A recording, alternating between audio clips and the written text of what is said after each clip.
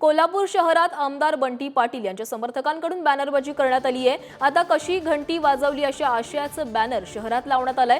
मुख्यमंत्री एकनाथ शिंदे यांनी कोल्हापुरात लोकसभेच्या प्रचारावेळी यंदा बंटींनी घंटी वाजवायची असं वक्तव्य केलं होतं आणि निकालानंतर आता बंटी पाटलांच्या समर्थकांकडून आता कशी घंटी वाजवली अशा आशयाचं होर्डिंग लावण्यात आलंय। या होर्डिंगची जोरदार चर्चाही सुरू आहे।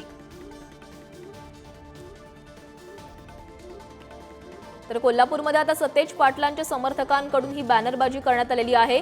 प्रचारादरम्यान मुख्यमंत्र्यांनी केलेल्या वक्तव्यावर या बॅनरमधून त्याला आता प्रत्युत्तर देण्यात आलेलं आहे।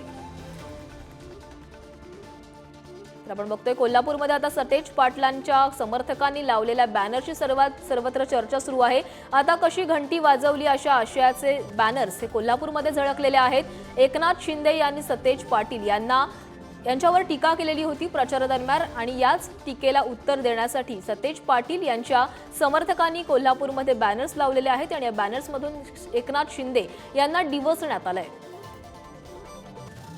आमदार सतेज पाटलांच्या समर्थकांकडून ही बॅनरबाजी करण्यात आलेली आहे आणि या बॅनरबाजीतून मुख्यमंत्र्यांना डिवचण्याचा प्रयत्न करण्यात आलेला आहे। आता कशी घंटी वाजवली असा मजकूर या बॅनरवर प्रकाशित करण्यात आला आहे।